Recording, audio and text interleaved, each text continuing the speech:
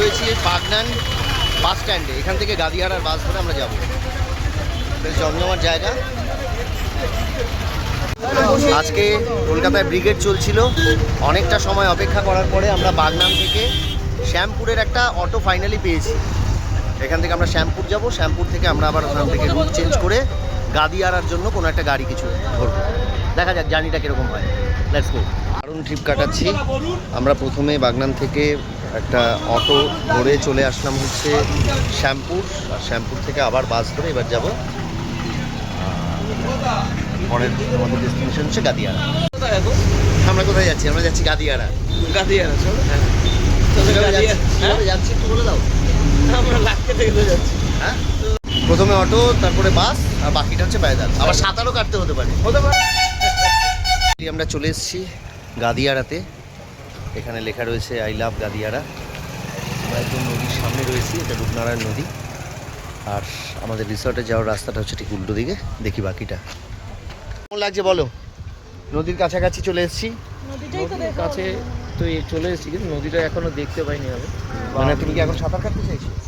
সাঁতার না কাটলেও হাবুডুবু খাবে, জলের একটু ভাবটা মাপতাম। আচ্ছা, জল মাপতে, তাই তো? জলের ভাবটা মাপতাম। আমরা চলে এসেছি কালকে ডুব মাপতে, কতটা ডুবা যায়। নদীর পাড়ে চলে এসেছি, রূপনারায়ণ নদীর সামনে। আমরা এবার রিসর্টে ঢুকবো। এখন নদীটা ওইভাবে করে বোঝা যাচ্ছে না, এটা পুরোটা নদীটা। সকালবেলা পুরো দৃশ্যটা দেখাবো। আর এই সামনে হচ্ছে আমাদের রিসর্ট, জলতরঙ্গ ইকো রিসর্ট।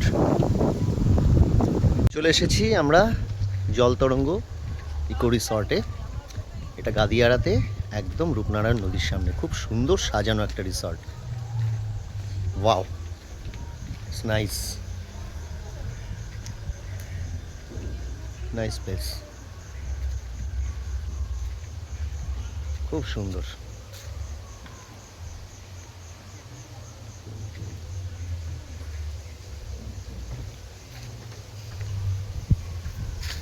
ভীষণ সুন্দর একটা সাজানো গোছানো রিসর্ট। কালকে টোটাল রিসর্টটাকে দেখাবো সারাদিন ভালোভাবে।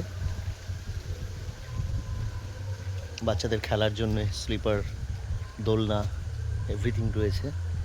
এত সুন্দর একটা গার্ডেন এরিয়াও রয়েছে, খুব সুন্দর। কটেজগুলো very recent, very nice place. Oh wow, ওখানে একটা মঞ্চও রয়েছে, খুব সুন্দর, নাইস মঞ্চ। হাই, তুমি এখানকার দারুণ, প্রচুর হাওয়া তো। মোটামুটি সন্ধ্যের দিকটা থেকে শুরু হয় একদম সারা রাত হাওয়া চলে। গরম লাগার কোনো সম্ভাবনা নেই এখানে কোনো গরম নেই।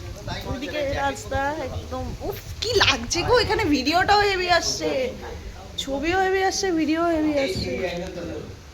উফ, রাস্তা এখানে যা রাতের ছবি আলাদা রকম আসবে। ও কি পান করিবেন? ইয়া দিয়া কিছু আম দিয়ে লঙ্কা দিয়ে পানা করে আর কি, পানা। গরমকাল তো, হ্যাঁ এই জন্য ভালো হবে না। হ্যাঁ খুব। এই তমলুক পড়ছে ওই ব্যাপারটা খুব দারুণ, কিন্তু মানে রুচি, বুঝতে পারছো? হ্যাঁ, রুচি। রাতের আলোতে অন্যরকম সুন্দর ছবি উঠবে, আর দিনের আলোতে অন্যরকম ছবি উঠবে। দিনের আলোতে এই রাতের আলোগুলো ফুটে উঠবে না এত সুন্দর, এগুলো রাতে ছবি তুলতে হবে তার জন্য।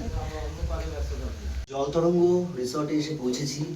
এই রিসর্ট জুড়ে একদম একটা অদ্ভুত সাবেকি বাঙালিয়ানার ছাপ। কি সুন্দরভাবে সমস্ত কিছু রয়েছে, দেখতেই পাচ্ছেন। এখানে এত বড় একটা তাল পাতার পাখা, চাঁদিয়ানা করা, এত সুন্দর পেইন্টিং। বিজনো এ অন্তরে ঝরে আমার বুকে ভালোবাসার বিশ্বাসে ওই সে আসে গহন মেঘের ছায়া ঘনে সে আসে ওই আসে। বাহ, অসাধারণ।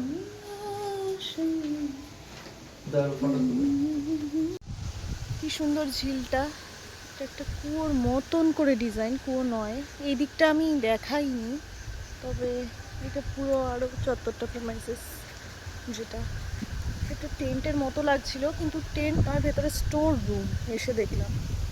কাল আসবে আমার বন্ধু ক্লাসমেট দীপক, তো আসার পর আমরা আরো মজা করব, আরো চিল করব।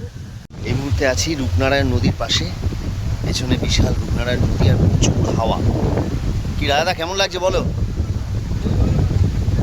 আর তার সাথে পালক দূরে যে হাওয়া, এত হাওয়া, নদীটা দেখাই আপনার, প্রচুর হাওয়া। হাওয়া মানে মনে হচ্ছে ঝড় বইছে। এই হচ্ছে রূপনারায়ণ নদী, আর এর ঠিক অপোজিটেই হচ্ছে আমাদের রিসর্ট, জলতরঙ্গ রিসর্ট। দেখতে পাচ্ছেন, অসাধারণ। কোন সাইডটা কি রাজদা একটু বলো? ওই দিক সোজাসুজি হলো তোমার মেদিনীপুর, সোজাসুজি মেদিনীপুর, আর এই দিকটা হচ্ছে সাউথ 24 পরগনা। আচ্ছা, ভেরি নাইস। ফেরি সার্ভিস আছে, তুমি দুটো ডিস্ট্রিক্ট থেকে ঘুরেই আসো। আমরা রয়েছি এখানে একটা সেলফি পয়েন্ট বলা চলে, সেলফি পয়েন্ট। আর আজকে প্রচুর হাওয়া দিচ্ছে, এরকম তো না যে প্রত্যেক দিনে এতটা হাওয়া হয়, যেগুলো কারণে আজকে প্রচুর হাওয়া। দেখতে পাচ্ছি একটা দারুণ পরিবেশ।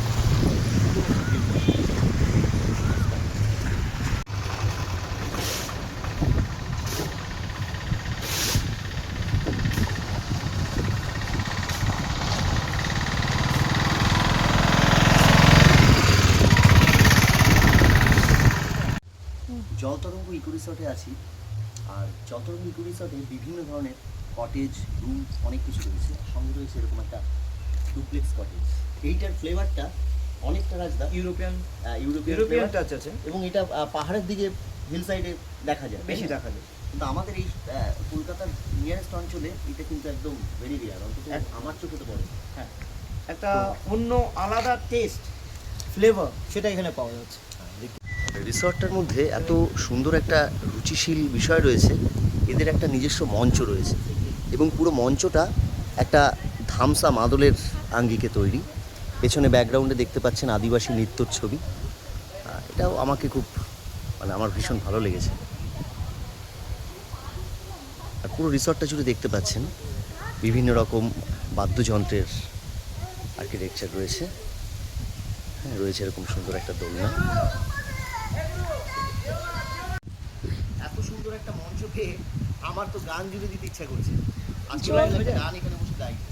হয়ে যাক এখন আপাতত, যেটা গাইবো 2 লাইন হোক। আজি গানের তালে হৃদয় দোলে মিঠুর বাতাস যায় রে বয়ে, হলুদ ধানের দোদুল দোলায় পিয়া শিমুল দোলে, ওলো সুজন আমার ঘরে কেন ধামসাটা বানাবে। এই পোড়া মনের জ্বলন কেন বুঝলো না, ওলো সুজন আমার ঘরে কেন আইলো না, আসবে এই পোড়া মনের জ্বলন কেন বুঝলো না। বুঝবে। আমাদের লাঞ্চ এসে গেছে। আমরা আজকে লাঞ্চটা অনেক দেরিতে করছি। কি কি এসেছে? চিকেন, আলু পোস্ত, ডাল, আলু ভাজা, বেগুন ভাজা, তারপর আবার মাটন আছে নাকি? ও চিকেন, ও আচ্ছা, মাটন এক কেজি। আইন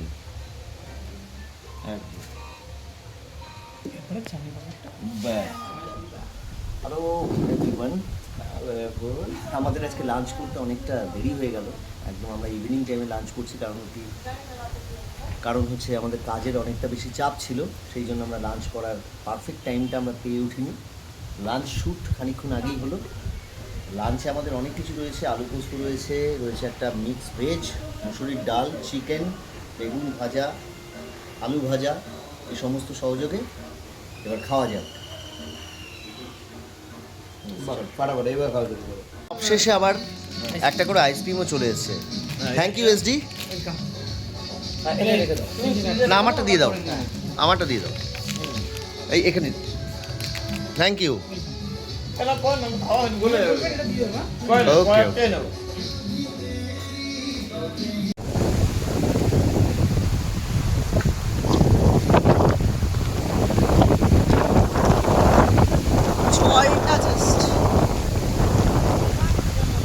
ওইদিকে যাস না।